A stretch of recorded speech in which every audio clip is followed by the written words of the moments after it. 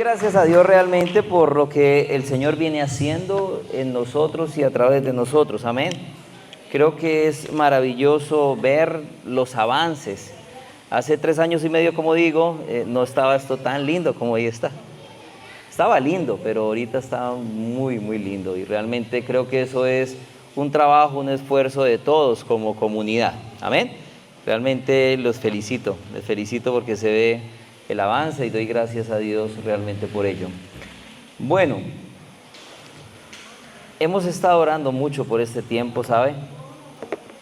Y justamente oraba al Señor para qué traer en este tiempo, qué traer en esta noche, para que pudiésemos reflexionar realmente en la palabra del Señor, pero adicional a eso pudiese ser muy aplicativo como iglesia. Y el Señor ponía en mi corazón una porción de la palabra que realmente anhelo de todo corazón, que por encima de la exposición que vayamos a llevar, realmente sea ese lineamiento, esa guianza que el Señor pueda traer a través de su palabra para ustedes como iglesia. Creo que para todos, como cuerpo de Cristo, pero como iglesia realmente sea el Señor direccionando, guiando. De hecho, en esta porción de la palabra se conoce como el corazón de la carta en la cual vamos a estar caminando, pero también incluso algunos académicos consideran este pasaje el centro, el corazón del Nuevo Testamento. Y creo que es fundamental por lo que justamente vamos a estar viendo. Y he titulado esta enseñanza Unidos en Cristo. Creo que eso es a lo que nos llama principalmente la palabra del Señor, a caminar juntos, a caminar en unidad, para que podamos de esa manera vivir para la gloria del Señor. Amén. Ese es un llamado general. Y creo que es importante cuando quizás vemos en la palabra del Señor, el Salmo nos dice claramente que cuán bueno y cuán agradable es que los hermanos habiten juntos y en armonía. Eso es importante, hermanos. Muchas veces, y vamos a estar viendo en el desarrollo de la enseñanza, muchas veces podemos considerar que nosotros somos los importantes, que realmente todo lo que hacemos es por el bienestar de nosotros. De hecho, no sé si aquí en México lo hayan dicho, pero en Colombia le decían a uno, piense en usted, ¿no? Y en segundo lugar, piense en usted. Y en tercero, piense en usted. Y si sobra, piense en usted. Pero cuando vamos a la palabra, esas son las discrepancias que podemos encontrar frente a lo que la palabra del Señor nos dice con lo que la humanidad, el humanismo, la tradición, el día a día, el sistema natural de nuestras vidas nos dice. Y justamente entonces vamos a estar viendo allí en cierta forma entonces cómo el Señor usa a Pablo para enviar una carta.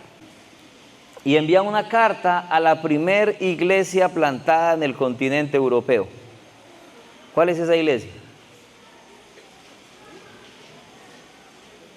Filipenses. La primera iglesia que se plantó en el continente europeo fue en la ciudad de Filipo. Y Pablo entonces está enviando una carta a la iglesia de Filipenses con un propósito claro. Había una situación puntual en la cual realmente Pablo estaba atacando con esta carta. Y literalmente lo que está llevando Pablo a esta carta es poder decir, venga, hay un problema en la iglesia, hay división en la iglesia, hay gente que va por un lado, hay otros que van por otro, y esto no es así. Y justamente allí Pablo escribe esta carta para enviarla a la iglesia de Filipo. Amén. Esto es un poquito del contexto para que sepamos para dónde es qué va a decir allí esos versículos que vamos a estar viendo. Vamos a orar y vamos a entrar a la lectura de la cita bíblica. ¿Está bien? Vamos a orar. Padre, te doy gracias, Señor, en esta noche, por esa oportunidad maravillosa que nos das, Señor, de venir en torno a tu palabra, a ser desafiados, a ser instruidos, a ser guiados, Señor. Espíritu Santo, sé tú con nosotros, direccionándonos, llevándonos a que podamos aplicar tu palabra, Señor, a nuestra vida, a la iglesia, a nuestra familia, a la sociedad, en cada lugar donde podamos estar, Padre. Te doy gracias, Señor, por lo que has hecho hasta ese momento, Señor, en nuestras vidas, en esta linda iglesia, con los pastores, con el liderazgo, Señor. Pero oramos, Padre, para que seas tú, Señor, reargullendo nuestros corazones y conforme, Señor, he podido orar delante de ti, poder realmente traer esta exposición, Señor, para tu gloria primeramente, pero para beneficio, Señor, de esta maravillosa iglesia. Te damos muchísimas gracias, Padre. Oramos en tu nombre. Amén y amén. Vamos a ir allí a la palabra, Filipenses capítulo 2, y vamos a leer los primeros 8 versículos del capítulo número 2. Dice la palabra del Señor. Por tanto, yo tengo aquí la Nueva Biblia de las Américas, sígala en su versión, ¿ok? Por tanto, si hay algún estímulo en Cristo, si hay algún consuelo de amor, si hay alguna comunión del Espíritu, si hay algún afecto y compasión, haced completo mi gozo, siendo el mismo sentir, conservando el mismo amor, unidos en espíritu, dedicados a un mismo propósito. Versículo 3, nada hagáis por egoísmo o por vanagloria, sino que con actitud humilde cada uno de vosotros considere al otro como más importante que a sí mismo, no buscando cada uno sus propios intereses, sino más bien los intereses de los demás. Versículo 5, haya pues en vosotros esta actitud que hubo también en Cristo Jesús, el cual, aunque existía en forma de Dios, no consideró el ser igual a Dios como algo a que aferrarse, sino que se despojó a sí mismo, tomando forma de siervo, haciéndose semejante a los hombres, y hallándose en forma de hombre se humilló a sí mismo, haciéndose obediente hasta la muerte y muerte de cruz. Para este momento, como decía hace unos instantes, para este momento, la iglesia de Filipo, por eso hacía referencia a esto, la primera iglesia que se plantó en el continente europeo, de una forma maravillosa. Recordemos un poquitico más allá del contexto histórico, que nos dice que Pablo iba para Asia a hacer misiones. Pablo iba para Asia con un plan claro, pero dice que cuando Pablo iba para allá, sencillamente el Espíritu le impidió ir a Asia. Entonces dijo Pablo, ok, entonces no voy por este lado, me voy por este otro lado. Y cuando iba por el otro lado, el Espíritu le impidió pasar también allá. Y dice que una noche estaba durmiendo y se le presentó un varón macedónico. Y le dijo, ven a este lado y ayúdanos. Y dice que él pasó a Macedonia, ¿verdad? Y cuando pasa a Macedonia, está predicando el Evangelio, y al estar predicando el Evangelio, aparece una mujer en la escena. Esa mujer en la escena se llamaba Lidia. Lidia vendía telas, pero dice la palabra del Señor que cuando Pablo predicaba la palabra, el Señor preparó el corazón de Lidia para entender todo lo que Pablo decía y todo lo que estaba realmente Pablo diciendo, que era el Evangelio. Y dice que fue la primer creyente del continente europeo. Pero de ahí entonces se dice que empezó a haber un alboroto y a Pablo lo botaron a la cárcel. Y de allí entonces es donde encontramos la historia del carcelero, que cuando se despierta de que Pablo está suelto y se asusta, ¿y qué tengo que hacer? ¿Qué hago para que mi casa crea? Y sencillamente Pablo le dice, no, bueno, pues vamos a su casa, ¿qué debo hacer para ser bautizado? Creer, y todo esto maravilloso que pasó allí en Filipo. Todo eso que empezó tan lindo, tan bello, para la gloria de Dios, el Señor en el asunto, totalmente allí en medio de la predicación del Evangelio, se empezó a dañar porque sencillamente habían dos mujeres, una que se llamaba Síntique y otra que se llamaba Evodia, y las dos empezaron a generar división dentro de la iglesia. Eso no pasa aquí, afortunadamente, pero por si las moscas. Cada una quizás empezó a decir, no, es que lo que dice fulano no es que lo que enseña sutano no es que a mí como están haciendo las cosas no me parece, y entonces empezó a generar sencillamente un bando para un lado y otro bando para el otro lado. Y Pablo, obviamente, en el dolor pastoral, podía decir, bueno, ¿qué voy a hacer para esto? Envía entonces esta carta. ¿Sabe, hermano? No hay nada más difícil que la oposición y la división interna de una iglesia. En Colombia habría un dicho, no sé si aquí se dice que no hay cuña que más apriete que la del mismo palo. Quizás uno puede decir, venga, cuando vienen ataques externos, no, es que la iglesia ya no sé qué, si como iglesia estamos unidos, eso es fácil de resolver. Pero si quizás vienen ataques, oposición, divisiones, murmuraciones, inconsistencia dentro del mismo cuerpo, esa cuña aprieta más. Esto es más difícil. Y era lo que estaba pasando justamente allí en la iglesia de Filipo. Habían diferentes puntos de vista, habían diferentes deseos, cada uno quería seguir quizás sus tradiciones, ¿por qué no decirlo? Es que así se hacía. Quizás podía decir Evodia, no, es que al principio eso no era así, y Sinti que decía, no, era de tal otra forma, y esto sencillamente lo que estaba generando era problemas, murmuraciones y demás dentro del mismo cuerpo del Señor. ¿Sabe? Jesús mismo dijo, en otro contexto, pero lo dijo, una casa dividida en sí misma no prospera. Una casa dividida en sí misma no permanece en pie. Por lo tanto, Pablo lo que está buscando hacer en Filipo en ese tiempo, y acá vuelvo y repito, no sé por qué razón, el Señor ponía en mi corazón esto, en medio de nosotros, es que no haya división. Es que por el contrario, entendamos que debemos caminar en unidad, bajo un mismo propósito, siguiendo justamente el liderazgo que el Señor ha puesto. ¿Sabe? Esta división a la cual hace referencia el texto, sencillamente es fácil unirse a ella. Eso no pasa aquí en Puerto, y eso no pasa aquí en la iglesia. Pero sabe, en muchos lados sencillamente porque el pastor dijo una cosa o dijo otra, empieza a generarse molestia en el corazón. Si usted ha sentido eso, que espero que no, hermano, corra al Señor.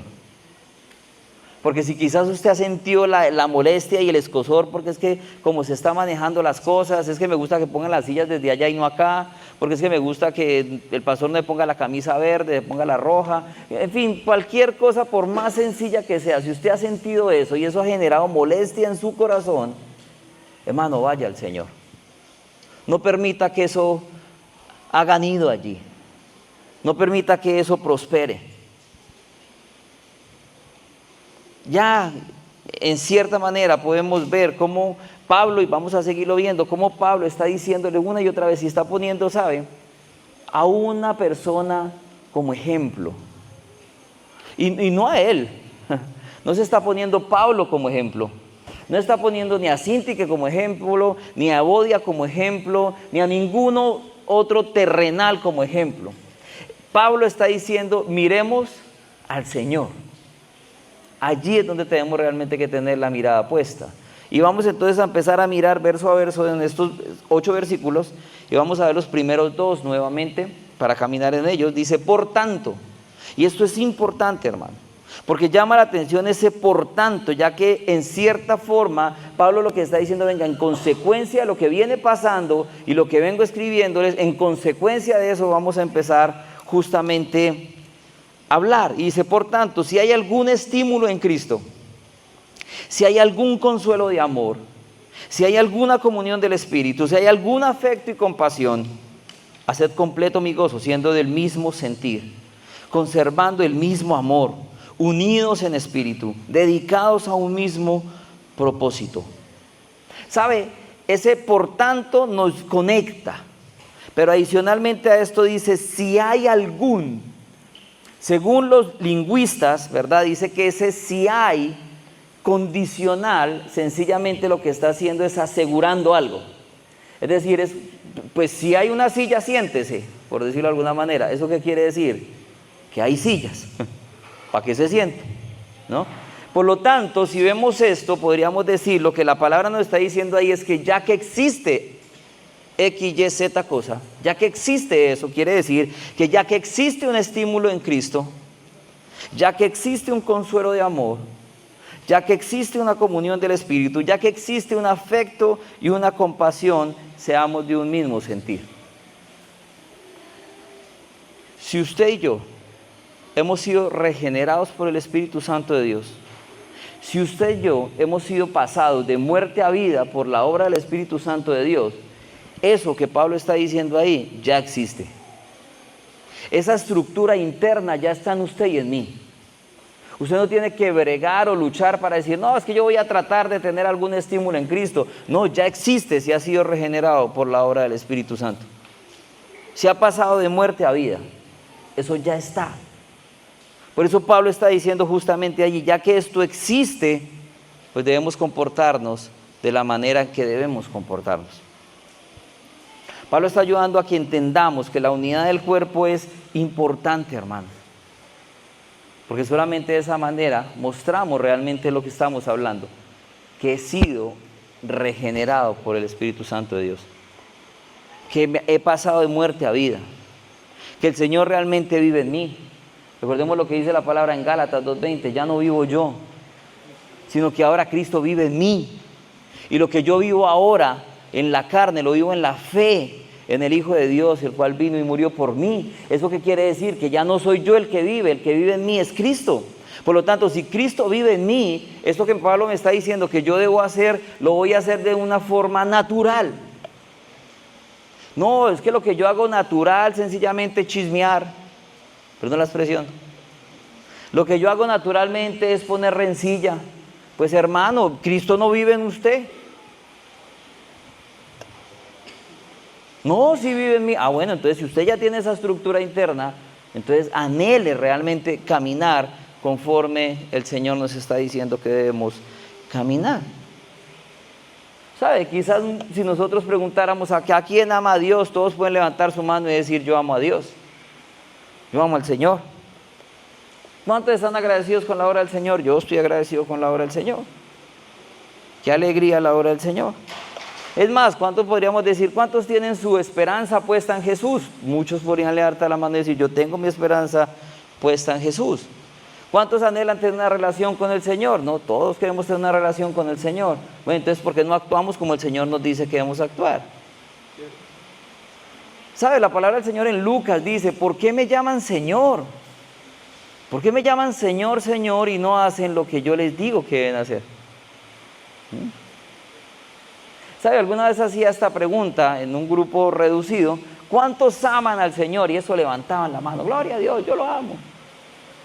Bueno, la palabra dice, o Jesús mismo dijo: aquel que me ama, guarda mis mandamientos. No es sencillamente una sensación superficial. Es saber, hermano, que si usted ama a Dios y realmente está dispuesto a querer cumplir sus mandamientos, no es ni siquiera por usted o por mí, es por la obra de Él mismo en nosotros. Porque la palabra del Señor es clara en Romanos 5:5, cuando dice precisamente que esta esperanza tenemos, en que el amor del Señor ha sido derramado en nuestros corazones por la obra del Espíritu Santo. ¿Esto qué quiere decir? Que el amor con que usted ama al Señor, el amor con que usted ama su obra, el amor con que usted ama a su hermano, no es su amor. No es su amor de sentimiento: ay, hoy sí decidí amarte. No, es el amor de Dios que ha sido derramado en nuestros corazones por la obra del Espíritu Santo. ¿Se entiende esto? Y es lo que justamente Pablo está diciendo: eso ya está, esa estructura interna ya está dada. No tiene que buscarla en ningún lado. Está sencillamente en usted y en mí. Tenemos la capacidad justamente de hacerlo. Pero tristemente, en nuestra naturaleza caída, en nuestro humanismo, muchas veces lo que buscamos hacer, por el contrario, es sencillamente hacer lo opuesto a lo que el Señor nos está diciendo que debemos hacer. Eso se facilita hacerlo. Por eso Pablo justamente está allí dejando claro esto: vivan en unidad, en un mismo sentido. ¿Sabe? Para el tiempo precisamente de Pablo, Julio César, el gran emperador, tenía una consigna. ¿Sabe cuál era la consigna de Julio César? El que divide, conquista. Y desafortunadamente, así como en ese tiempo, en ese contexto en el que eso fue escrito, en nuestro tiempo también, yo decía hace un momento, le decían a uno, le dicen a uno: piensa en usted, segundo usted y tercero usted. Si usted no piensa en usted, ¿quién piensa en usted? Y con eso crecemos en nuestra mente. Sí, somos nosotros aquí, solo yo, solo mi familia. Cuando vamos a la palabra está diciendo: no, venga, esa no es la tarea. Eso no es lo que se debe en cierta forma hacer. Es más, Jesús mismo, horas antes de ser apresado, que no sé, eso lo pienso yo aquí reflexionando. Si uno sabe que lo van a apresar, porque Jesús todo lo sabía, Jesús sabía: ya van a venir por mí, y estoy orando al Padre, quizás yo oraría esas cosas más trascendentales e importantes. Y sabe, en ese momento registrado en Juan 17, sencillamente nos deja ver que Jesús en Juan 17, 21 oró de la siguiente manera: para que todos sean uno, como tú, oh Padre, estás en mí y yo en ti, que también ellos estén en nosotros, para que el mundo crea que tú me enviaste. ¿Sabe? Muchas veces se generan divisiones dentro del cuerpo de Cristo. Vea, eso tan irrisorio. Se generan divisiones dentro del cuerpo de Cristo por el concepto de ir a evangelizar a otros, por cómo debemos hacer la tarea de ir a compartir el evangelio con otros. Bueno, la palabra es clara, por lo menos lo que Jesús está orando: Señor, que sean uno, como tú y yo somos uno, para que el mundo crea que tú me enviaste. Entonces, si yo estoy en división con mi hermano, si yo estoy en división en la iglesia porque es que yo quiero ir a evangelizar y ganar el mundo para Cristo, eso es una dicotomía, hermano, eso no existe. O usted sencillamente le estaría diciendo a Jesús: ¿sabe una cosa, Jesús? Yo voy a hacer las cosas a mi manera. A su manera no me interesa estar unido con otro ahí que piensa diferente a mí, o que hace las cosas diferente a mí, o que sencillamente se viste de una forma diferente a mí eso no me gusta. Yo voy a hacerlo a mi manera, y a mi manera voy a ganar las personas para Cristo. No, el Señor está dejando claro, hermano, no es a mi manera, no es a su manera, es conforme la palabra del Señor nos dice que debemos hacerlo. Y lo que está diciendo justamente allí es que seamos uno, caminemos en unidad. Es más, sigue diciendo el versículo 22 y 23: la gloria que me diste les he dado, para que sean uno, así como nosotros somos uno, yo en ellos y tú en mí, para que sean perfeccionados ¿en qué? En unidad. Para que el mundo sepa que tú me enviaste y que los amaste tal como me has amado a mí. ¿Sabe? Pablo está diciendo: vengan, seamos de un mismo sentir, seamos de un mismo amor, seamos de un mismo espíritu, seamos de un mismo propósito. Hagamos lo que Jesús oró. Caminemos conforme Jesús. ¿Sabe? La gran mayoría de divorcios que se dan en un hogar tiene que ver con eso. Con que yo no quiero contemplar el punto de vista de mi cónyuge. Entonces se tiene que hacer como yo quiero. Como es.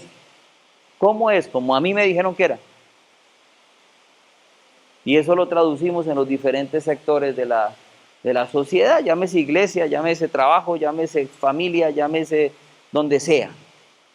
Allí sencillamente lo traducimos. Ahora, Pablo está diciendo no solamente no sean egoístas, sino no sean vanagloriosos. Y cuando hablamos de vanagloria, estamos hablando también de dos palabras fundamentales, que es vana, que es algo que es vacío, es algo que no tiene sentido, y gloria sencillamente es algo que genera una autocomplacencia, una jactancia. Entonces Pablo está diciendo: no lo haga por eso. No lo haga por usted sentirse mejor. No lo haga por usted sentirse sencillamente valioso. Palabras más, palabras menos. No te enorgullezcas. De ninguna manera. Es que yo sí merezco. Es que no debe ser así. Cuando sencillamente yo estoy hablando de esa manera, como muy seguramente Evodia y Sinti que lo estaban haciendo, bueno, pues ahí estaban hablando o estaban viviendo con egoísmo y con vanagloria. Hermanos, si bien nuestra naturaleza en cierta manera es comparativa, es competitiva, somos competitivos por naturaleza. Ponga a un niño a competir con otro niño, si perdió se frustra y no le gusta, porque somos competitivos. Para eso no tenemos que prepararnos. No, tenemos que prepararnos y tenemos que ir es precisamente a la palabra para hacernos conforme a nuestra naturaleza de pecado, sino conforme a lo que la palabra de Dios nos dice que debemos hacer. Porque sabe, la palabra del Señor es la máxima autoridad. No hay otra autoridad. Es que yo no estoy de acuerdo que eso sea así. Bueno, el problema no es conmigo. El problema es con el Señor. Porque ahí en la palabra está revelado todo el carácter del Señor, lo que usted y yo debemos hacer. Y ahí es donde tenemos que ir. Ese es nuestro estándar. Y solamente de Él podemos aprender eso, hermano. ¿Sabe? En la palabra del Señor, Jesús liberó, Jesús predicó, Jesús oró, Jesús multiplicó los panes, Jesús hizo milagros y sabe, en ninguno de esas áreas Jesús le está diciendo a sus discípulos, aprendan de mí. Él no les dijo, aprendan de mí a orar. No. Él no les dijo, aprendan de mí a sacar demonios. No. La única vez que Jesús dijo, aprendan de mí, lo encontramos registrado en Mateo 11:29. Y dice la palabra del Señor, tomad mi yugo sobre vosotros y aprended de mí, que soy manso y humilde de corazón, y hallaréis descanso para vuestras almas. ¿Sabe cuántas veces nosotros no decimos, Señor, es que estoy cansado? Esto no está pasando nada, estoy cansado. ¿Sabe qué nos dice la palabra que tenemos que hacer? Aprender del Señor, correr al Señor, tomar su yugo. Y cuando habla la palabra ahí de yugo, el yugo era la enseñanza de los maestros. Descada en mi enseñanza, aprendan de mí, que soy manso y humilde de corazón. Y solamente de esa manera podremos tener descanso para nuestras almas. El problema está allí, que no queremos aprender del Señor a ser mansos y humildes, sino que queremos seguir llevando las cosas como nosotros creemos que están sencillamente bien. La humildad solamente se consigue cuando yo voy delante del Señor, hermano, cuando aprendo de Él, cuando estoy a sus pies. No, pues es que yo sirvo, yo soy un servidor, yo soy un predicador, yo soy un pastor. No, es que muchas veces servimos en la obra de Dios, pero no al Dios de la obra. No conozco cuál es el Dios de la obra. No conozco qué es lo que el Señor me dice. Y sabe, hay mucha gente que puede tener teología loca en su cabeza, o incluso hasta muy acertada y muy saludable. Pero si realmente no hay una relación con el Señor, eso es basura, hermano. Porque por eso diría claramente en Romanos, la letra mata, mas el Espíritu vivifica. ¿Qué tanta relación realmente estamos teniendo con el Señor? ¿Qué tanto estamos aprendiendo realmente del Señor? Porque solamente de Él podemos aprender humildad. Solamente de Él. Cuando vamos a tomar decisiones para hacer esto más práctico y aplicativo, ¿en quién piensas, hermano? Cuando tú vas a hablar algo, ¿piensas en que sea de beneficio para los demás o que sea de beneficio para ti? Cuando vas a tomar decisiones, ¿piensas en cómo realmente va a beneficiar mi decisión a mi hermano, a mi hermana, a mi cónyuge, a mis hijos? ¿O sencillamente cómo me beneficia solamente a mí?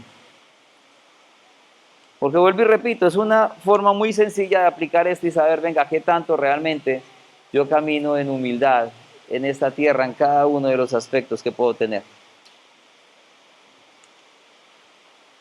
Hay una frase que escuché hace un tiempo y decía algo como así: ¿qué tan dispuesto estás de ser traspasado si alguien se va a beneficiar de eso?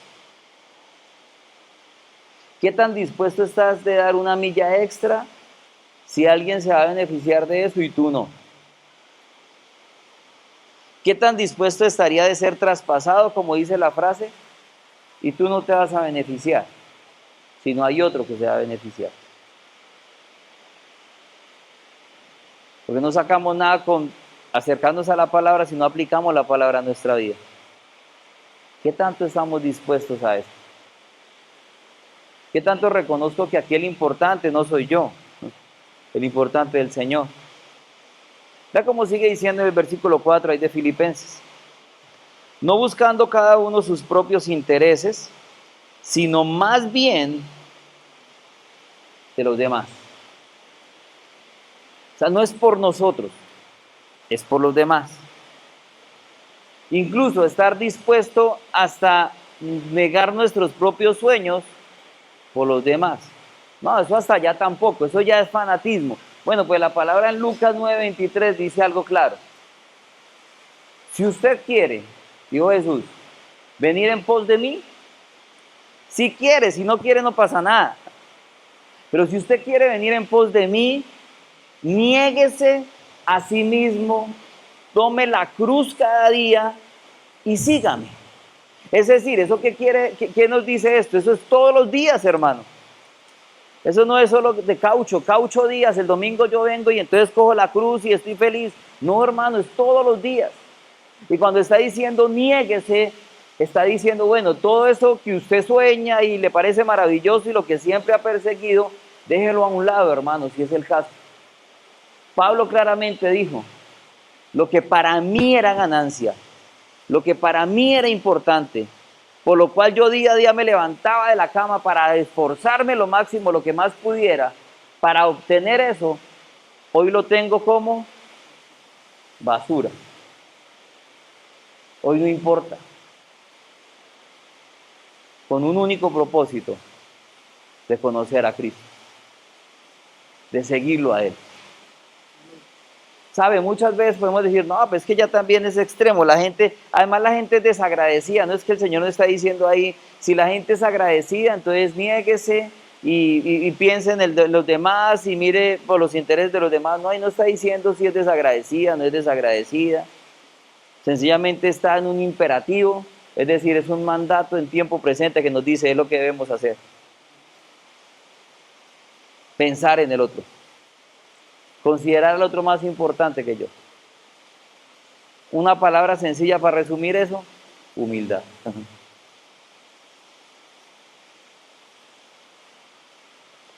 ¿Cuántos quieren ir en pos del Señor?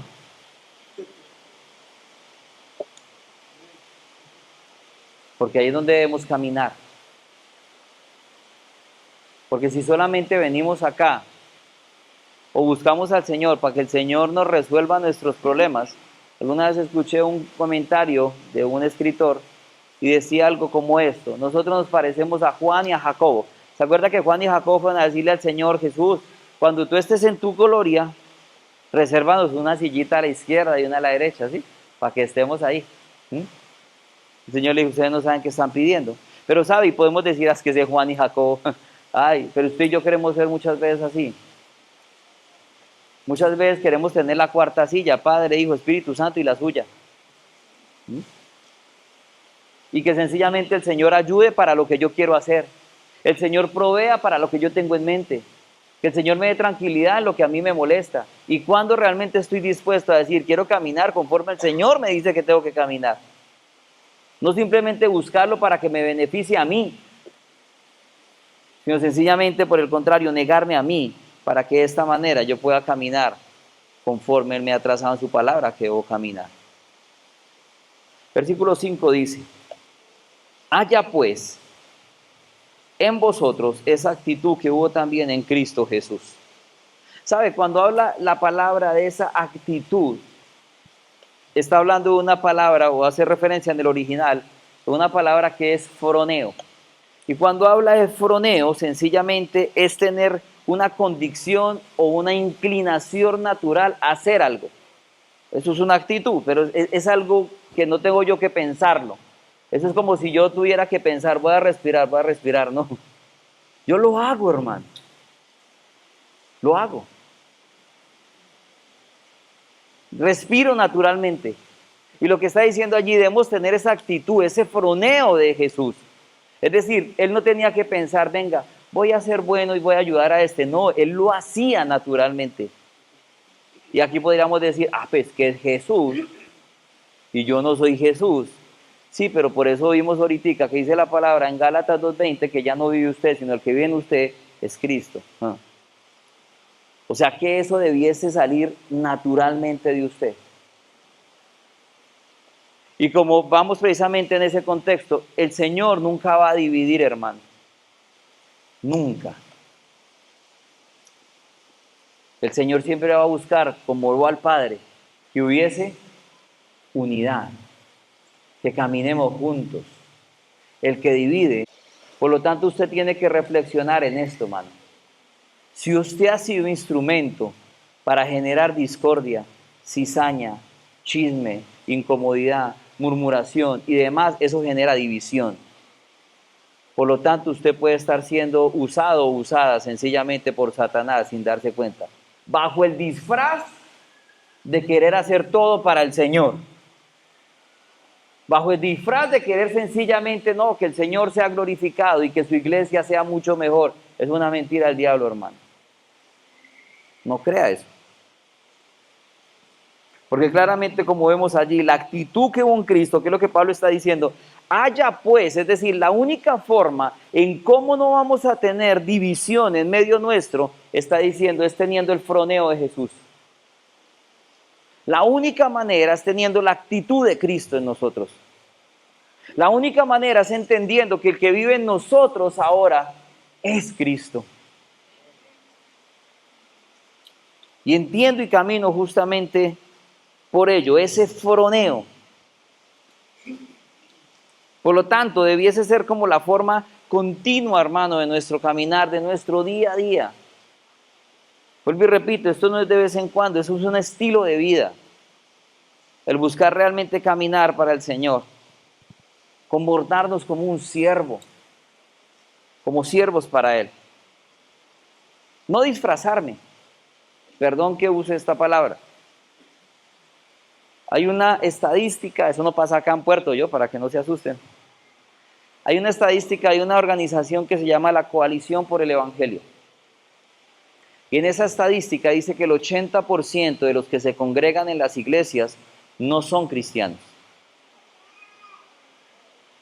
Están disfrazados. Hablan y le dan gloria a Dios. Se saben las canciones. Leen la palabra. Hasta oran. Es más, hasta sirven, porque dice Mateo que en aquel día llegarán unos que le dirán, Señor, Señor, en tu nombre yo eché fuera demonios. En tu nombre hice muchos milagros. En tu nombre serví por todo lado. Y el Señor sencillamente les dirá, apártense de mí, no los conozco, hacedores de maldad. ¿Sabe por qué? Porque hay muchos disfrazados que no sale realmente de acá ese amor del Señor, porque no está ahí. Por lo tanto, pareciesen como matitas artificiales. ¿Sí? Se ven bonitas. Es más, parecen unas que son hasta idénticas a las que tienen vida. Idénticas, es más, se ven hasta más bonitas que las que tienen vida. Más coloraditas, con mejor color. Bueno, hay cualquier cantidad de cristianos así. Vaya y que usted córtele una hoja a esa que es artificial, ¿le crece? Porque no tiene vida, hermano. Lo mismo pasa con nosotros. Hay unos que se ven muy bonitos, muy bien arregladitos, pero quizás aquí adentro no hay vida. Jesús mismo lo dijo, hermano. Apartados de mí, nada puedes hacer. Nada. La única forma en cómo poder caminar realmente y que la única forma de identificar a aquel que no está disfrazado, al que está disfrazado, ¿cuál es? Por sus frutos los conoceréis. Por cómo usted y yo actuamos. Por lo que usted y yo hacemos. No por lo que decimos. No por lo que sabemos.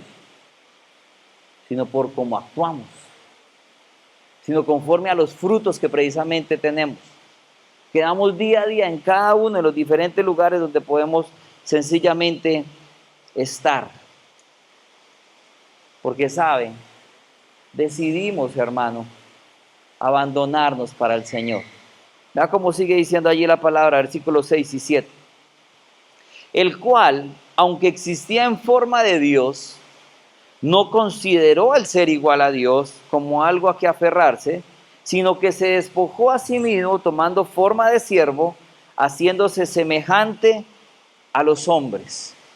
¿Sabe? El Dios, el dueño de todo, en su gloria, no tuvo problema con dejar eso.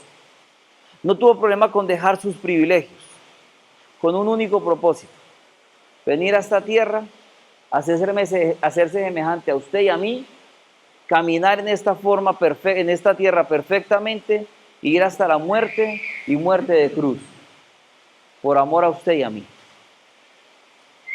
O sea que cuando usted piense, no, pero es que ya me han humillado harto, bueno, piense en esto.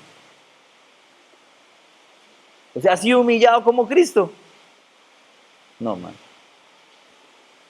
¿Sabe? Hay un misionero inglés, creo que es. No, miento, no, borren ese pedazo. Un hombre que se llamaba Charles Spurgeon. Y Charles Spurgeon dijo lo siguiente: un cristiano tiene dos opciones: ser humilde o ser humillado.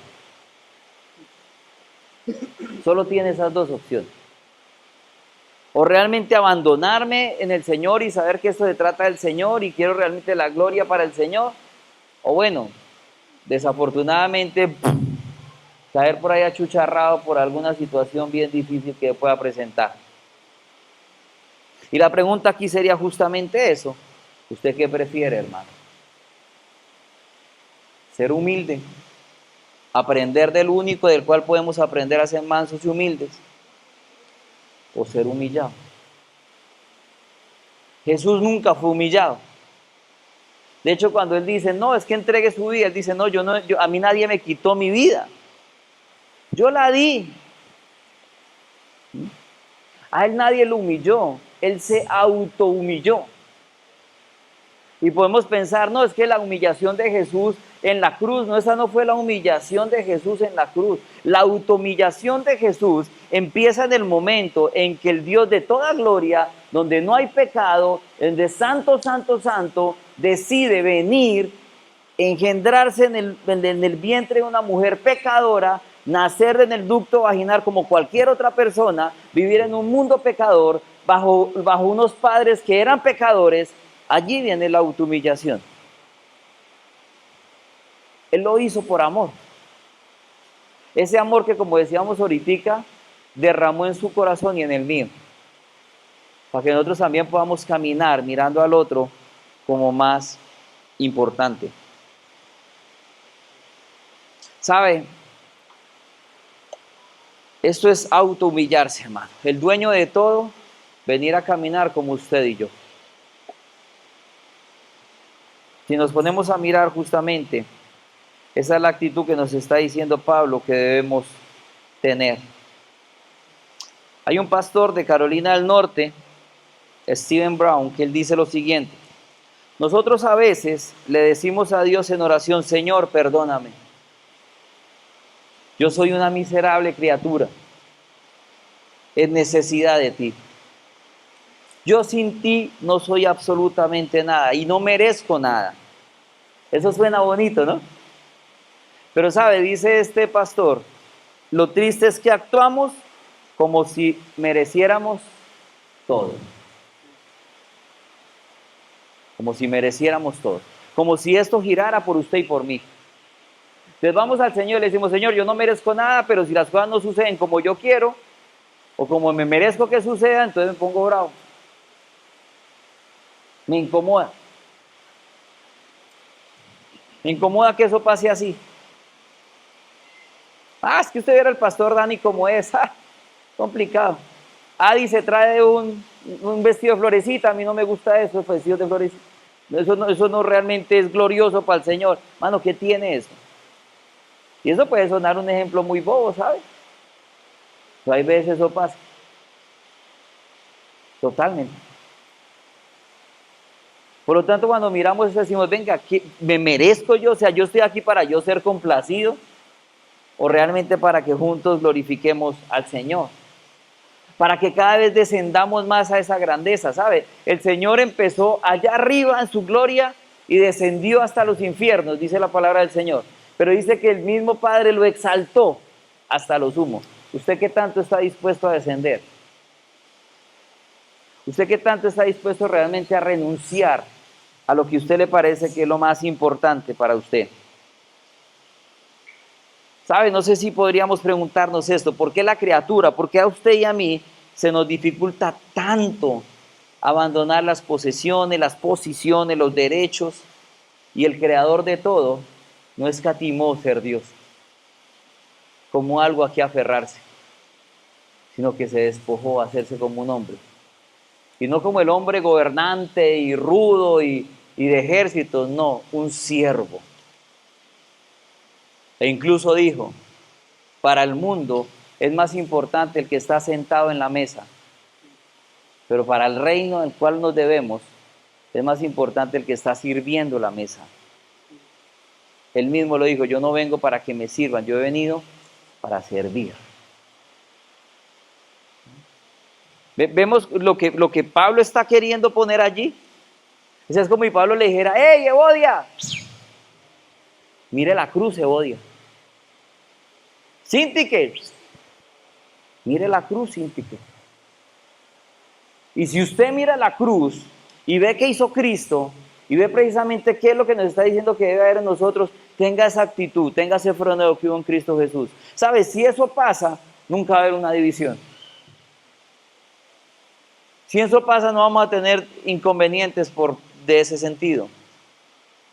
Porque estamos siendo a la cruz.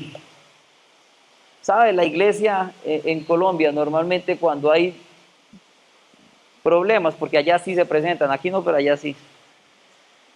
Cuando hay problemas, lo primero que decimos es, ¿quién va a correr primero a la cruz? ¿Quién corre allá? Porque allá sencillamente eso nos puede representar que Cristo no tuvo ningún reparo en dejar todo, en tener la razón o no. El dueño de todo, hermano. Estaba en una cruz y se estaban burlando de él. ¡Ay, bájese de ahí! ¿Jesús podía bajarse de esa cruz? Claro.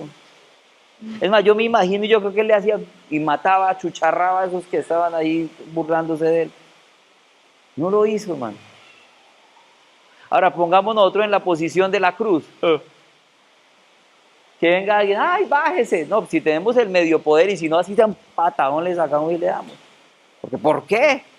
Y el dueño de todo, sencillamente lo único que pudo decirse, Señor, perdónalo, porque ellos no saben lo que hacen. Ve cómo desafortunadamente muchas veces nos consideramos, sin creerlo, más importantes que Jesús, con más derechos que Jesús,